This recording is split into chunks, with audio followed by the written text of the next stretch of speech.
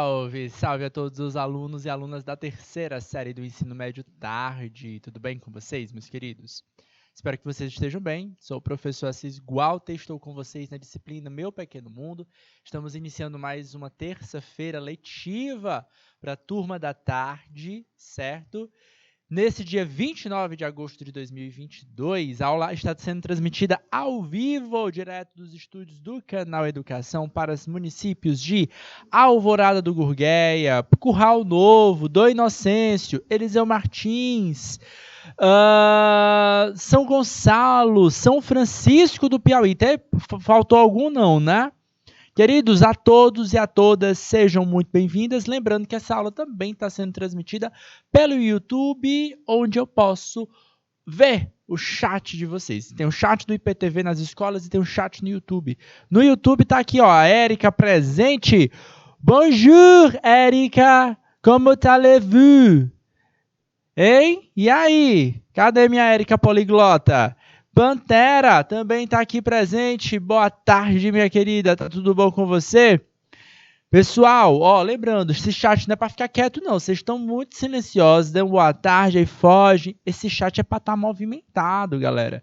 Certo? Eu quero ver, ó, ações. A gente vai ter muita questão hoje para responder, então é claro que hoje a gente vai ter esse chat bem movimentadão, tá bom? Mas bora lá. Atenção aí, ó. Hoje, na aula de Meu Pequeno Mundo, a gente vai conversar um pouco mais com vocês sobre as células. A gente já teve aulas para conversar sobre a célula, professor? Já, tá? Só que a gente não tinha esse olhar da microscopia eletrônica, tá? Então, resgate aqui, ó, que nas semanas anteriores a gente conversou com vocês sobre a microscopia eletrônica. E sobre esse aspecto da microscopia eletrônica, a gente entendeu o quê? Que a microscopia eletrônica ela tem um poder de resolução maior do que a microscopia de luz. E que entre os vários tipos de microscopia eletrônica, a gente tinha a microscopia eletrônica de transmissão, que me permite entender uma célula por dentro. Tá? Então, olha só, a gente viu dois microscópios eletrônicos, tá? O de varredura e o de transmissão. O de varredura e de transmissão, eles meio que têm o mesmo poder de resolução, ou seja, o mesmo poder de dar o zoom, tá? Em uma linguagem meio popular, tá bom? E aí, mas só que a diferença é que o de varredura, ele faz só uma varredura superficial, ele é de superfície, enquanto de transmissão, o elétron passa, ele atravessa o material biológico e aí a gente consegue observar as estruturas por dentro delas. E é isso que a gente quer conversar com vocês hoje, sobre as estruturas que compõem esse material biológico, esta célula. Tá aí na tela para vocês, conteúdo da nossa aula de hoje, a célula, certo? Aula do dia 29 de 8 de 2022. Tudo bene? Oh, que bom, Érica, nossa aluna poliglota. Vamos nós, queridos. Objetivos da nossa aula de hoje. Reconhecer a estrutura celular e seu funcionamento e a interação com outros componentes da célula. Galera, célula. Vamos lá, atenção. Todo mundo, tá preparado? Bora viajar aqui para o mundo microscópico. Galera, célula é a unidade básica da vida, sempre falo isso. E aí a gente acaba trocando um pouquinho os pontos. Bora lá. Unidade básica da vida, por quê? Para ter vida, eu preciso de uma célula, certo? Para ter vida, a gente precisa de uma célula. E aí o que acontece? Tá? Alguns organismos não têm célula, é o caso dos vírus. Tá? Aí vira aquela confusão, né? É ser vivo, não é ser vivo, tá? Alguns vão dizer que ele não é ser vivo, por quê? Porque não tem a célula. Outros vão dizer que é ser vivo, por quê? Quando ele encontra uma célula para parasitar, ele consegue fazer todas as atividades vitais. O que a gente pode concluir aqui? Tá? Que, independente do organismo, tem ou não tem célula, para que ele tenha atividades vitais, ele precisa dessa estrutura, da célula. Por isso, ela é a estrutura básica da nossa vida. Tá? E aí, nessa imagem aqui, parece confuso, mas bora detalhar ela, tá? O que a gente tem aqui, galera? A gente tem, olha só, marca texto. A gente tem aqui, galera, duas estruturas ou dois tipos de células. Vamos separar cada uma delas, ó. uma linha aqui para separar essas duas células.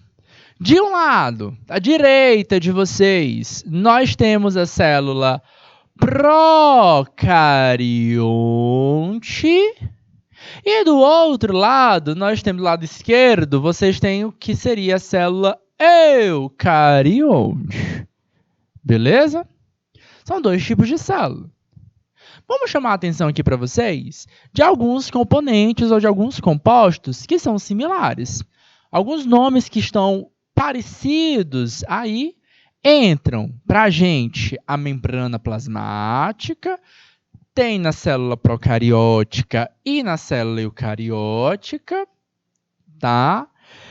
O citoplasma está aí na célula eucariótica e na célula procariótica. E essas organelas aqui, ó, que não são membranosas, são organelas não membranosas, os ribossomos. Quem é que me lembra aí qual é a função dos ribossomos, hein? Coloque para mim aqui no chat, que eu quero saber. Pessoal, membrana plasmática, qual a grande ideia dela? Por que ela é tão importante para uma célula? A membrana plasmática, ela separa, certo, o que é de dentro da célula do que é de fora da célula. Então, todas as células precisam ter, certo? O citoplasma, basicamente, é a estrutura de dentro dessa célula. A gente vai ter diversos compostos, como ribossomo, material genético, hereditário. A gente vai ter compostos como, por exemplo, organelas, que são exclusivas das eucariontes. Então, o citoplasma, ele abraça toda essa estrutura. Então, obviamente, o citoplasma, ele vai estar presente nos dois. Vai variar de célula para célula, de tipo de célula eucariótica para tipo de célula eucariótica, tá bom? E o que está faltando, e os ribossomos, eles são importantes para a síntese de proteínas, como a gente vai ver aqui. Ah, a Erika mandou bem! Síntese de proteínas, professor, essa é a função do ribossomo. Lembrando que o ribossomo, ele não é uma organela membranosa, mas ele é uma organela, certo? Então, é uma das grandes diferenças. Aí é onde entra o ponto. Normalmente, quando eu escuto... Obrigado, Érica. Infelizmente, eu não deu para acompanhar o chat. Eu só ouvi depois os seus nomes. O teu nome, o nome do Jack, estavam acompanhando a revisão do Enem. Tá, Érica dando aí um alô sobre a revisão do Enem, tá? Que a gente teve nesse último final de semana, nos municípios de Corrente e de Bom Jesus, na 15ª e na 14ª GRES aqui do Piauí. Tá bom? Obrigado pelo carinho, Érica, certo? É por vocês que a gente está aqui movimentando e aquecendo. Esse final de semana tem outro, mas é com outra equipe agora, tá bom? Vai ser também, ó, show, show, show, show, tá bom? Queridos, ó, atenção. Uma coisa que eu escuto muito dos nossos alunos quando a gente fala sobre célula, eu peço assim, diferencia a célula eucariótica da célula procariótica, tá? Primeiro, diferencie, né? Não adianta querer falar que tem os dois têm membrana plasmática, isso aqui é semelhança, tá? O que eu circulei aqui de vermelho são as semelhanças, tá bom? Agora eu quero chamar a atenção para vocês do que seria as nossas diferenças, tá? A primeira coisa que eu escuto nos nossos alunos é dizendo que a célula eucariótica é uma célula mais complexa. Em que aspecto? Tá? Gostei, Érica. A Érica tá lá, ó, tá preparada, tá afiada. Gostei. A Erika está se preparando para o Enem, está se preparando para a vida também. É exatamente isso, tá? Normalmente eu escuto muitos nossos alunos dizendo que a célula eucariótica é uma célula mais complexa. Mas complexa em quê? Né? A gente precisa ser específico, né? Detalhe, escreve, certo? Não tenha medo de escrever, tá? Complexo em que sentido? Porque tem muita organela? Pode ser, é uma grande ideia. Mas provavelmente... a organela a mais importante de todas as organelas é uma organela chamada núcleo. Eu vou deixar aqui, ó, de verdezinho, tá? O núcleo, ele compreende uma organela que guarda ali dentro o nosso material genético. E aí, onde é que está o material genético na célula procariótica? Não tem? Na verdade, tem, tá? Tem sim. E esse material genético aqui, ó, ele vai estar aqui, ó, disperso, solto no citoplasma. DNA e, na verdade, os ácidos nucleicos, que eu sei que foi tema da aula de biologia da última sexta-feira. Tô certo ou tô errado, hein? Comenta aí para mim, certo? Então, os ácidos nucleicos, tá? Como DNA, como RNA, eles são o que a gente conhece como nosso material hereditário.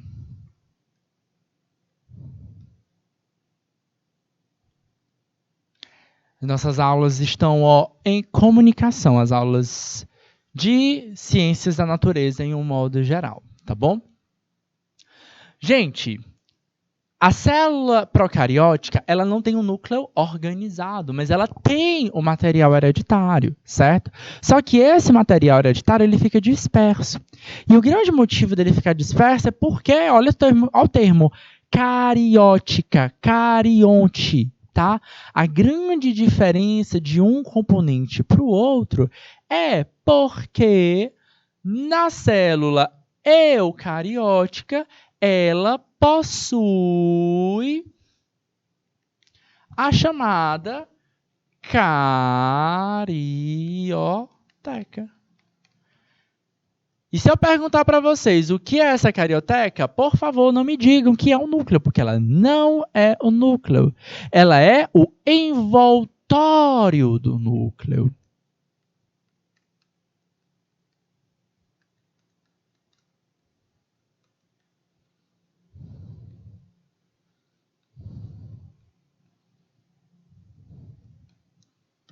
Ok?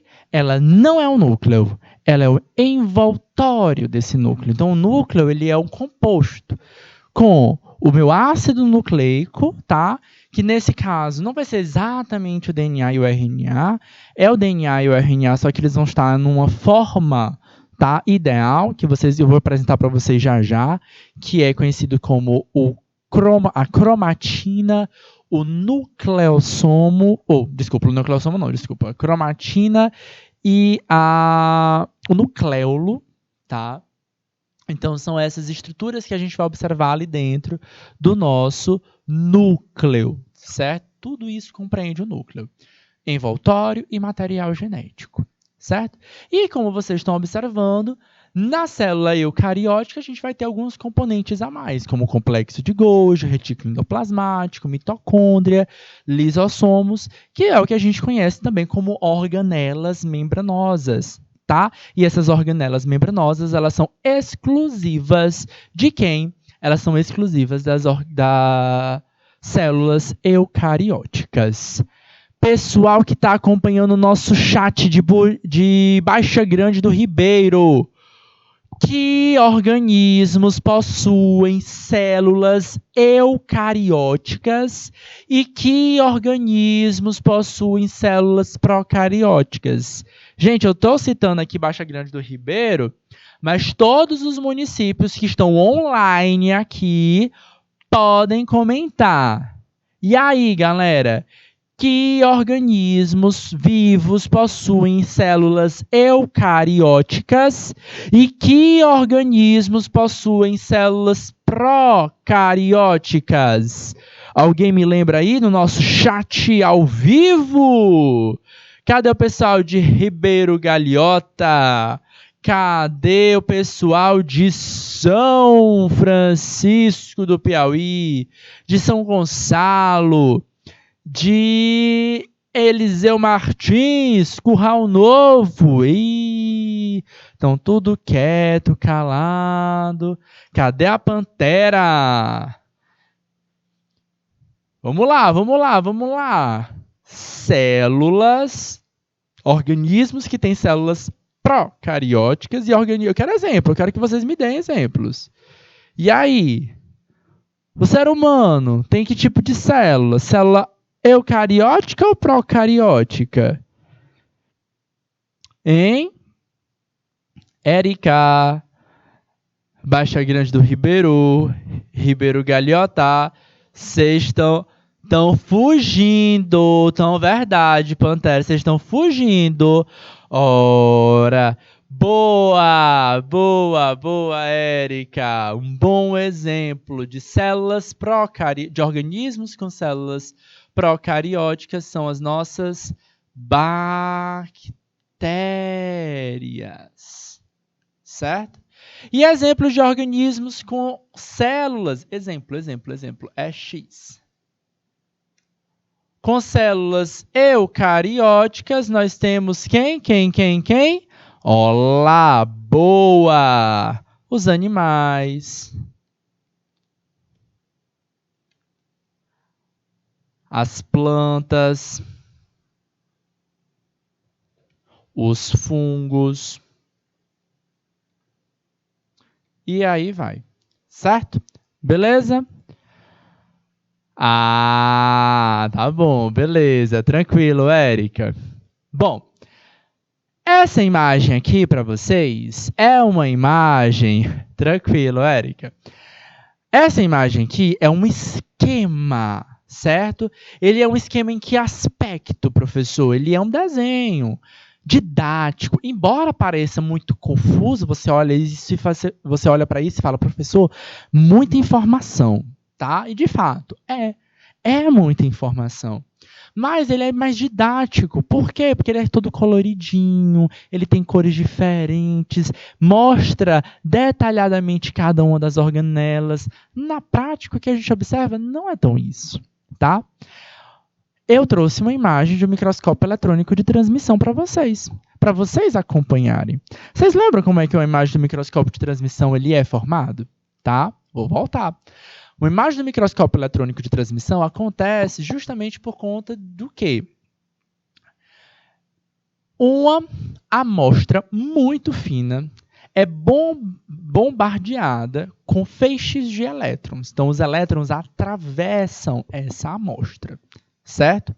Nos lugares onde o feixe de elétrons, ou o que mais? Os elétrons, eles passam livremente porque o material é menos denso, fica mais claro. Eu vou tomar bastante cuidado, porque o termo correto não é mais claro, tá? Porque não tem luz, são elétrons, tá? Mas os lugares que estão mais branquinhos aí, certo? O material é menos denso, certo? E nos lugares onde a gente está mais escurecido, o que está acontecendo? O material, ele é mais denso. O que é isso que eu estou observando, professor? Estou vendo nada, estou enxergando uma coisa, mas ao mesmo tempo não estou enxergando nada.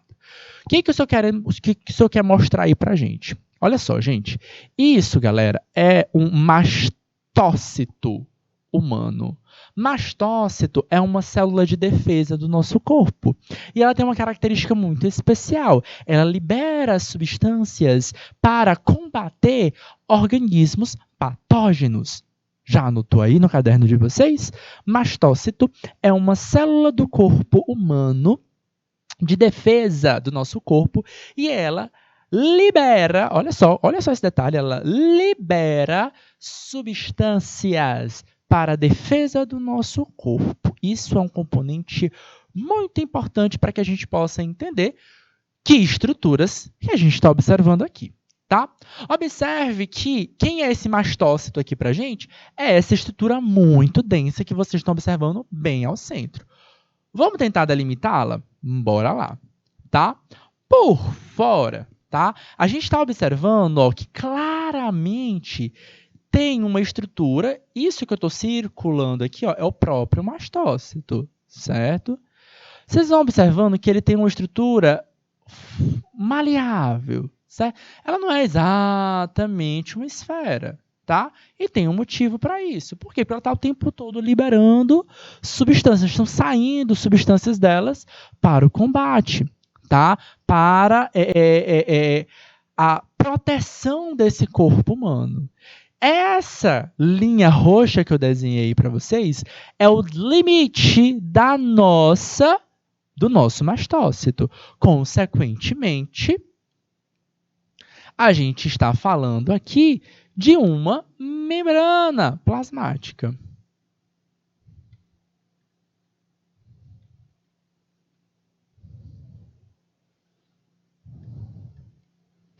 Lembrando que nas células humanas, a célula eucariótica não apresenta, certo? Ela não apresenta parede celular, certo? O mastócito é uma célula de defesa. Célula de defesa,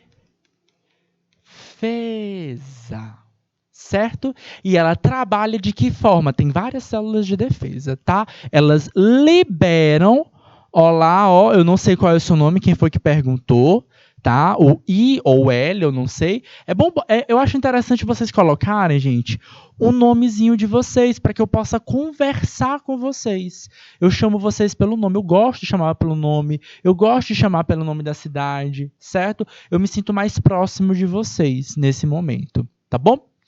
É uma célula de defesa que ela vai funcionar de que maneira, cara, ou cara, não sei se é um homem ou uma mulher que está conversando comigo, tá? Ela vai liberar uma substância para defender o nosso corpo, ok? O que eu quero mostrar aqui para vocês? Várias coisas, tá? Vocês vão observar que bem ao centro, a gente tem uma estrutura gigantesca, bem grandona, tá?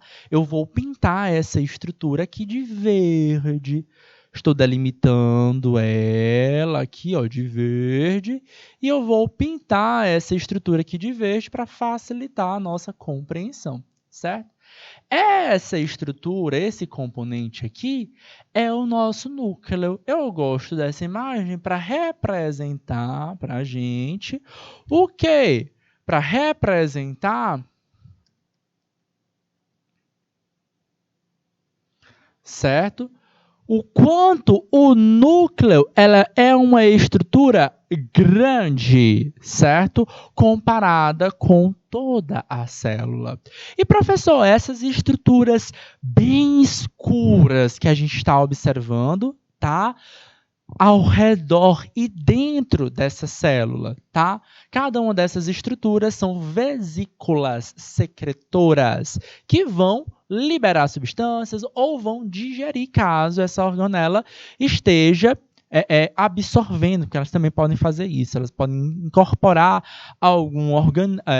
alguma estrutura para combater. Certo? Então, ou alguma delas vai ser um lisossoma para digerir, ou a grande maioria vai liberar uma substância, porventura, que seja tóxica. Certo? Então, a gente tem aqui, ó, vesículas secretoras.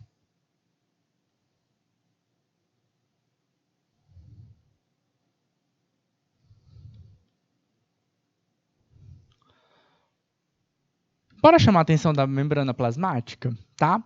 Se a gente desse um zoom ainda maior nessa membrana plasmática, a gente conseguiria enxergar no máximo algo como isso. Aí você vai olhar para isso e vai dizer assim, professor, não consigo ver muita coisa aí não, hein?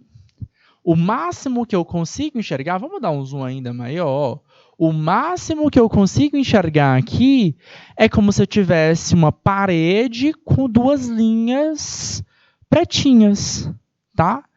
Galera, isso é a membrana plasmática que a gente vai conseguir ver em um microscópio eletrônico. Porque sim, o microscópio eletrônico ele vai ter um poder de resolução maior do que a célula, do que o microscópio de luz. Porém, eu vou ter limites. Eu também vou ter limites. O que seria isso, professor?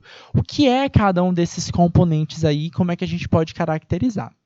Tá? Bom, através de muita pesquisa científica, e não só apenas pela técnica do microscópio, gente, é uma das técnicas. Tá? Então, vou fazer várias análises químicas. O próprio microscópio eletrônico me permite fazer uma técnica chamada EDS. Eu fiz um breve comentário com vocês na semana passada. O EDS ele é um espectrômetro espectrômetro. Ele ajuda a determinar a composição química. Então, ele consegue saber que elemento químico ele tem mais. Aí ele vai pegar nesses pontinhos mais densos, né, nessas linhas mais pretinhas, o que ele vai detectar? Ele vai detectar uma grande quantidade de fósforo. Então, essas camadinhas pretinhas, basicamente, elas têm uma estrutura meio arredondada, certo?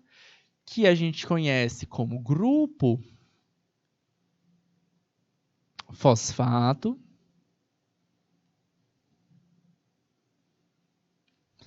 E a gente vai ter, certo?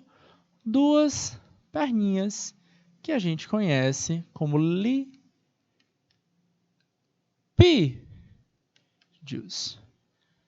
Gente, quem lembra das aulas de química, tá? Vão lembrar o seguinte, que o grupo fosfato, ele é um grupo marcado ou caracterizado por ser um grupo polar. Ele consegue interagir com todas as substâncias polares. Entre essas substâncias, nós temos a água, tá? Ao passo que o lipídio não tem essa característica, porque água e óleo não se dissolvem, tá? Se misturam, não é isso? Se misturam ou não se misturam? Hein? E aí, quem que me lembra isso das aulas de química? Quem que me lembra das aulas de química? Água e óleo se misturam ou não se misturam? Cadê todo mundo aqui? Cadê a Cleidiana? Cadê o pessoal de São Francisco? Cadê o pessoal de Alvorada do Gurgueia para me ajudar? Pantera, nada de fugir, bora lá. Água e óleo se misturam ou não se misturam? Água e óleo se misturam ou não se misturam? A Erika me deu uma resposta. Eu quero mais uma resposta aqui, Água e óleo se misturam ou não se misturam? Enquanto vocês vão respondendo, eu vou completando a nossa estrutura dessa membrana plasmática, certo?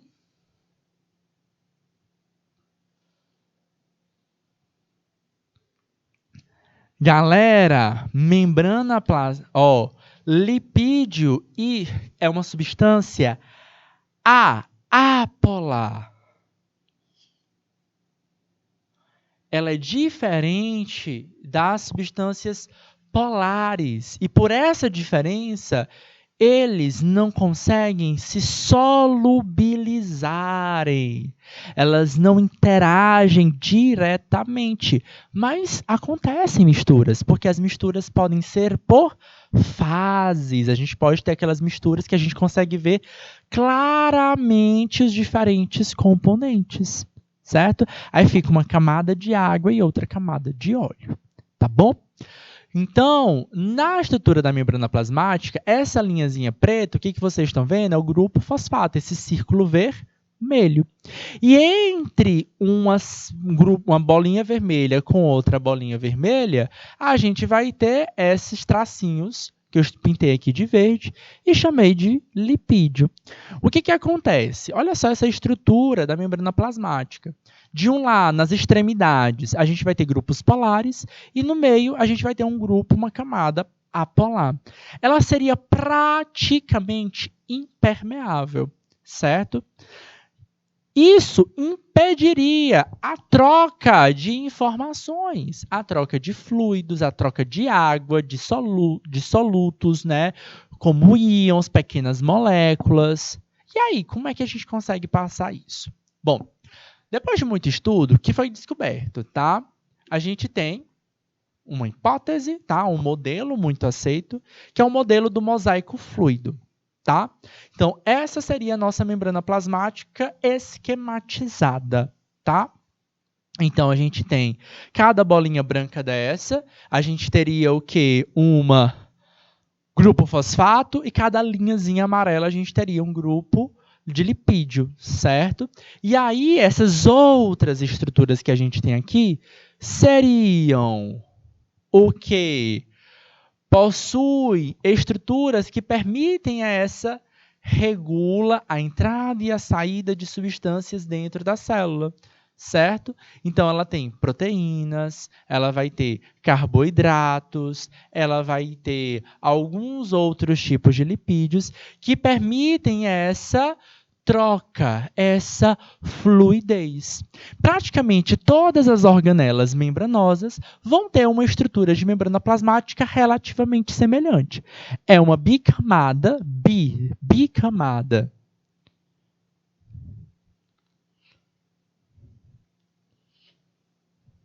De fosfolipídio.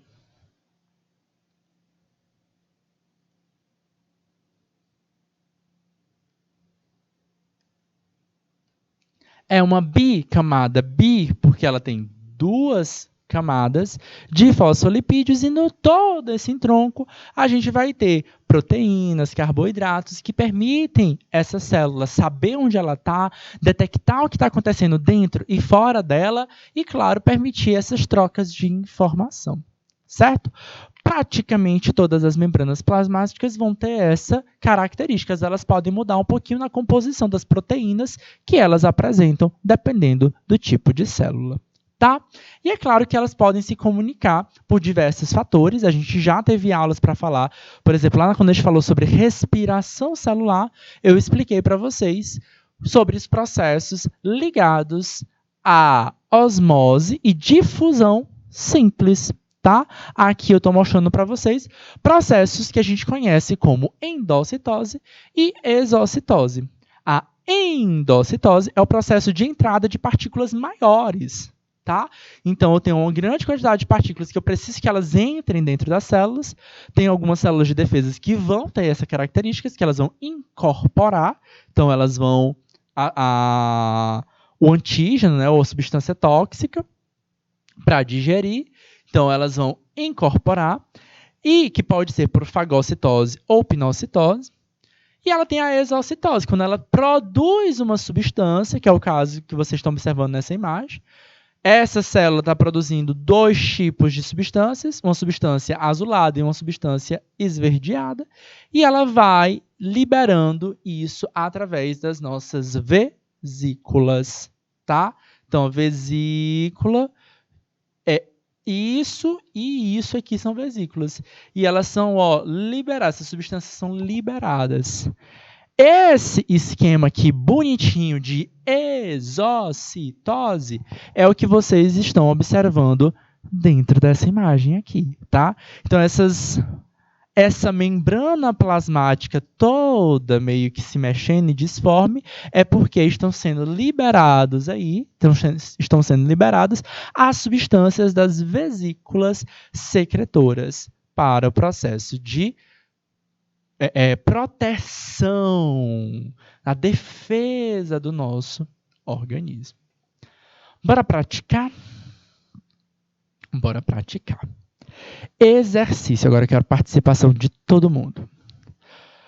Olha só para essa imagem. Essa questão não é exatamente uma questão de Enem, porém o Enem gosta de trabalhar questões assim, tá? O que a gente tem aí, galera? Observe a imagem de microscopia eletrônica e parte de uma célula humana. Quando a gente vai observar uma questão de Enem, se ela tem uma imagem, faça uma leitura da imagem. Leia cada uma das partes. Ele está me dizendo no enunciado que é uma célula e ainda me diz que é do ser humano. Quais são as informações que eu sei sobre uma célula humana? Uma célula humana é uma célula eucariótica, é uma célula que não tem parede celular, certo? E que ela pode variar um pouquinho de tecido para tecido. O que eu estou observando ainda mais? Tá?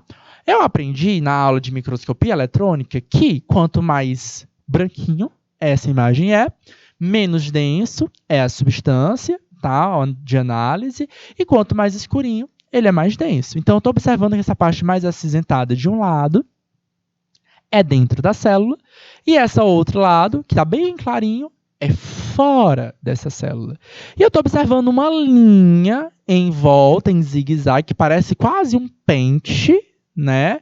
E essa linha em zigue-zague que a gente vai observando aqui me remete a alguma coisa. Bora saber o que é isso. Considerando a relação entre forma e função, é possível concluir que o material utilizado para obter essa imagem foi o quê? Eu vou deixar 1 minuto para vocês lerem as alternativas e responderem. Eu quero ver aqui o comentário de vocês no nosso chat. 1 minutinho para eles.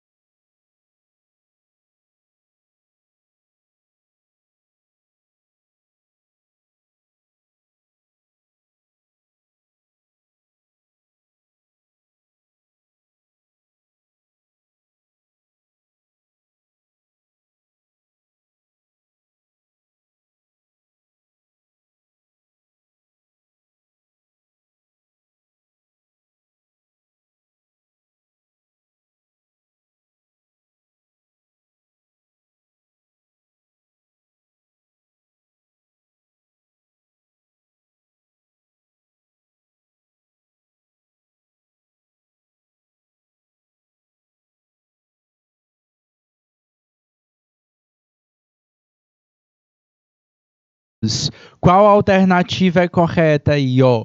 Considerando a relação entre a forma e a função daquela imagem que eu mostrei para vocês, é possível concluir que o material utilizado para essa imagem foi, como eu disse para vocês, pontos que a gente deve observar e chamar a atenção para a gente é o seguinte, tá mais denso aqui, ó, isso aqui é dentro da célula. Aqui, ó, essa parte mais branquinha é fora da célula. Que mais? Professor, essa linha aqui, ó, que separa o que é dentro e o que é fora, então, certamente é nossa membrana plasmática. E eu consigo também dizer que se isso é uma célula humana, ela não tem parede celular. Então, o que eu estou observando de fato é uma membrana plasmática. Olha o quanto de volta a gente tem nessa membrana plasmática. Parece quase um quê? Um pente. A Érica já arrasou. Arrasou, Érica, indo e voltando. O que eu posso inferir ou entender sobre esse material? Galera, esse tipo de questão aí é uma questão que pode cair na questão do Enem, tranquilamente. Se você olhar cada alternativa, ela não está 100% errada. O único erro que está relacionado é que as alternativas que estão erradas, elas não têm a ver com essa imagem aqui. Então, você pode até ter estudado, certo? A célula, a função das organelas, os vários tecidos do ser humano. Mas, se você não entende um pouquinho da função, você não vai acertar essa questão. É uma questão que pode, porventura, estar aí no Enem de vocês, tá? Gente, essas várias voltas que essa membrana plasmática apresenta é o que a gente entende como microvilosidades, certo? Cuja as dobras da membrana permitem a maior absorção de nutrientes. Microvilosidades. E aí é só lembrar, ó, então sim, a alternativa correta é a alternativa E, por isso que a gente tem esse monte de voltinha, que é para a área de contato com a superfície do alimento de fora da célula ser mais bem absorvida, certo? Outra coisa interessante que vocês precisam ter na cabeça de vocês é o seguinte, valeu, Amanda Macedo. Show de bola, Pantera. Vocês estão aí, ó, ligados, tá? É lembrar, por exemplo, quem já comeu panelada, tá? Conta pra mim aí se vocês gostam de panelada. Agora eu quero saber, tá? Vocês lembram da estrutura da panelada, né? Como é? Parece que é toda veludada, né? Aquilo dali a gente chama de vilosidades, tá? Também serve para aumentar a área de contato. Só que além das vilosidades que a gente consegue ver a olho nu, a gente tem as microvilosidades que são da membrana de cada célulazinha. Ok? Beleza? Pronto.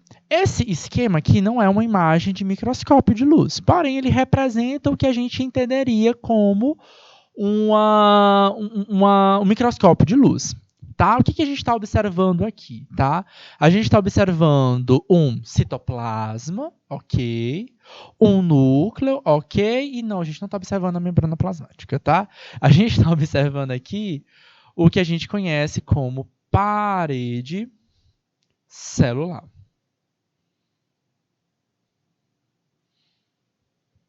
Certo? A gente não gosta de... A Erika está me dizendo que é terrível, não gosta, né? E a Erika também não gosta de panelada.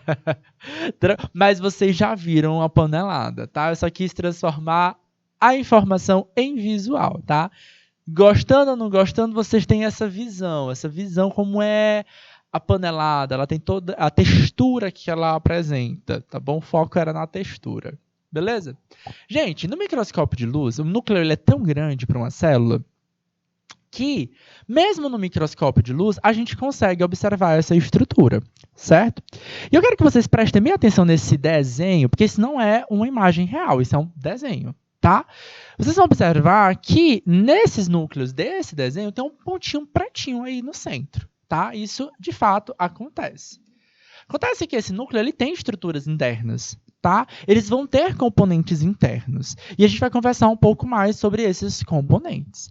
Eu sei que o professor Tércio já conversou com vocês semana passada sobre, foi sexta-feira a aula do professor Tércio, sobre a estrutura do que a gente conhece como material hereditário. Tá? Nas células eucarióticas, o material hereditário vai ficar nesse lugar chamado núcleo. Então, isso aí nessa imagem, esse grande círculo nessa imagem, é o nosso núcleo. Tá bom? Vamos lá. O núcleo é a maior organela que a gente vai ter dentro das nossas células. Começa por aí. Núcleo é a maior organela que a gente vai ter dentro das nossas células. Tá? Ela é composta por pontos importantes: envoltório nuclear, cromatina, nucleolo, matriz e nucleoplasma. Tá? Professor, quem que são eles? Tá? Vamos nós. O envoltório nuclear, a gente já conversou na aula de hoje, certo? A gente conhece ele como carioteca.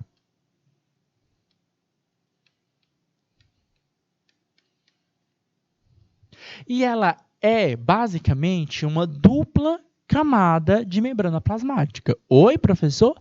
Sim, pois é. Uma das características interessantes da carioteca é que ela é como se ela fosse duas membranas plasmáticas. E elas vão apresentar, certo? Elas vão apresentar com vocês espaços que a gente chama de poros, tá?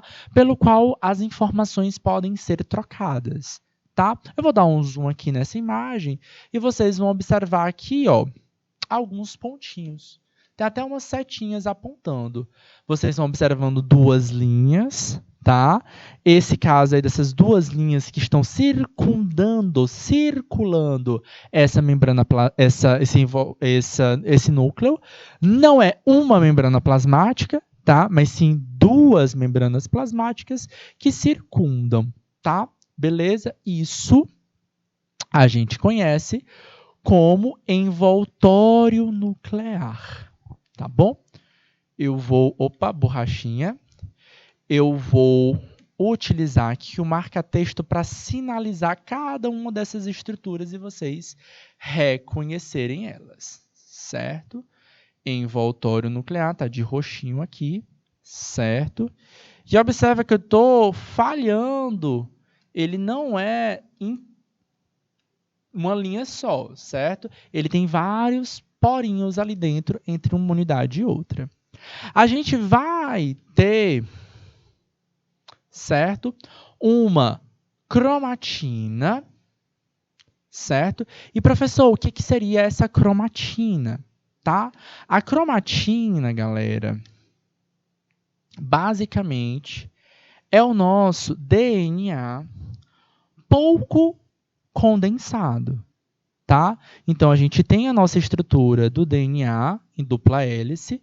Essa semana passada o professor Tércio já explicou para vocês como é a estrutura do DNA, eu imagino, certo? E aí, só que essa estrutura do DNA ela é muito grande. Na prática, ele vai ficar enroladinho, certo?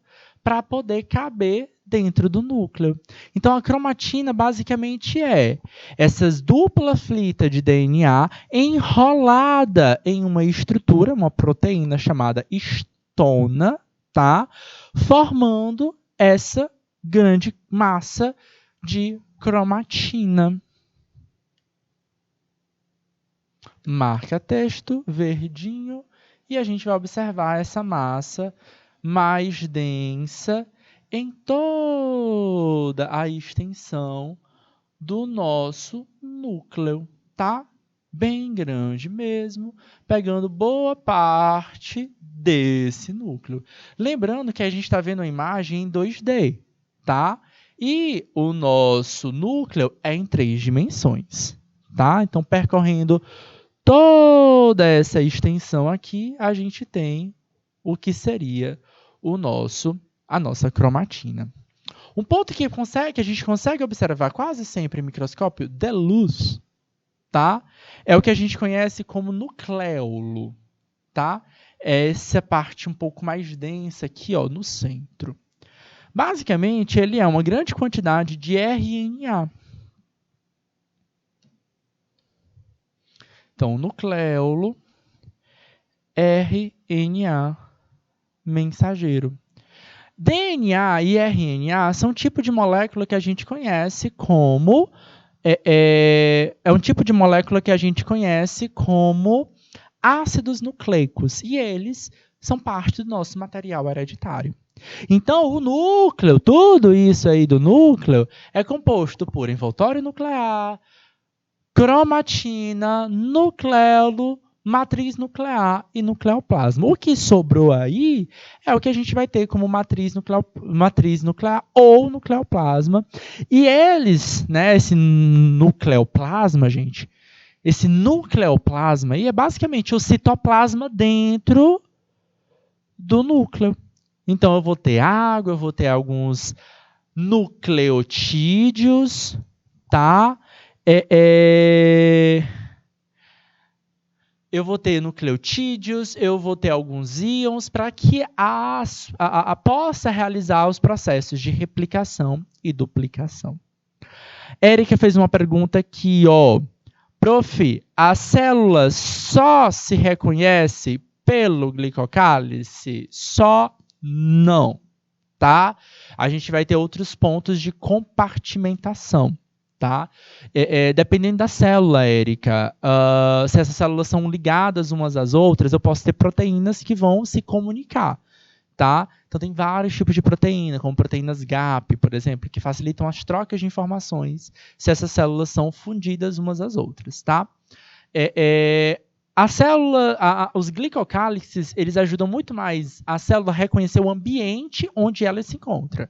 Tá? E entender o que está acontecendo ali fora para que ela possa intervir na sua atividade metabólica, certo? Tá no meio hipotônico, tá no meio hipertônico. Ela precisa gastar energia para que ela não venha a se desestabilizar, certo? Então, o glicocálice ele tem essa cara, esse papel, tá bom?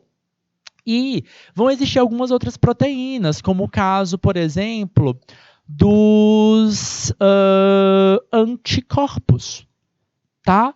Então, os anticorpos, eles também são proteínas que eles podem estar dispersos ou estar alocados na membrana externa da célula também. E eles vão reconhecer não células, tá?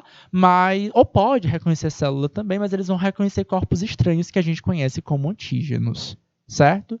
e eles são determinados pelo conhecimento, tá? Então a célula vai aprendendo a reconhecê-los.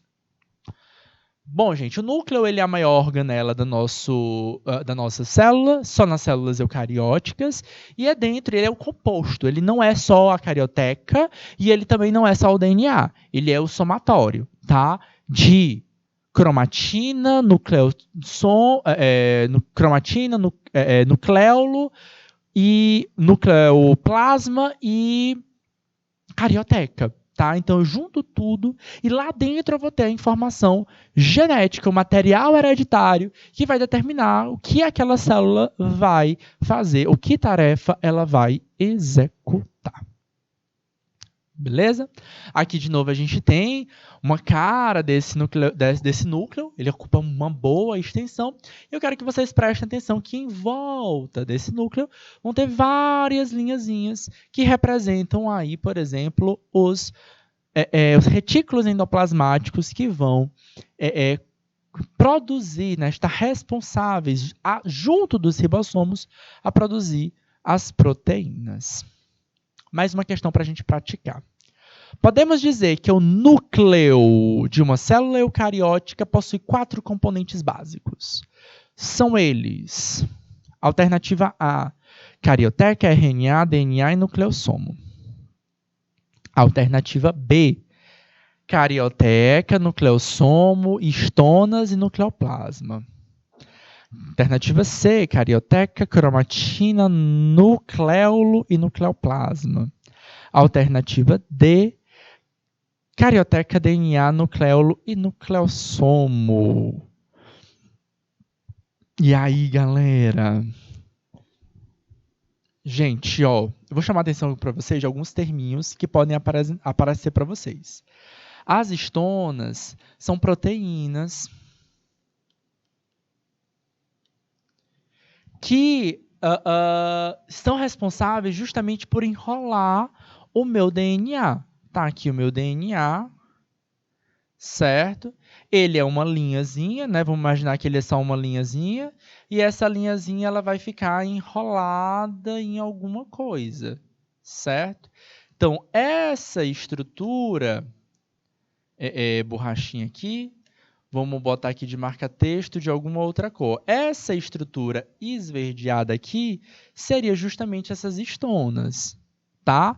Então, as histonas são proteínas que ajudam ao DNA se condensar para formar o que a gente conhece como cromatina, certo?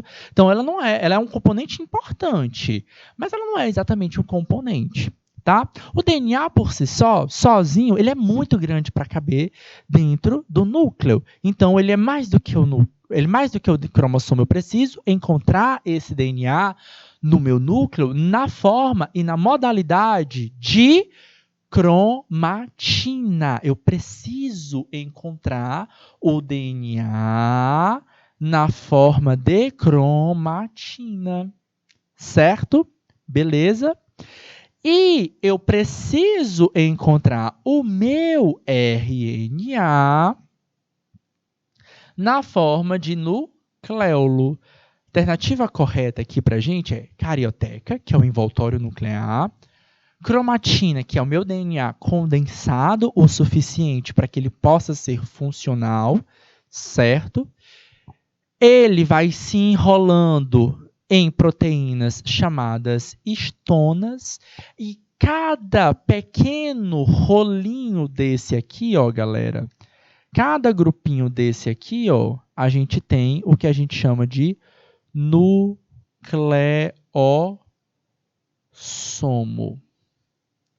certo? Quando eu junto vários nucleossomos, a gente tem uma cromatina, certo? A alternativa correta aqui pra gente, alternativa C. Tá bom? Vocês vão aprendendo, à medida que a gente vai respondendo questões como essa, esses terminhos técnicos que normalmente atrapalham, dão dificuldade pra gente, tá bom?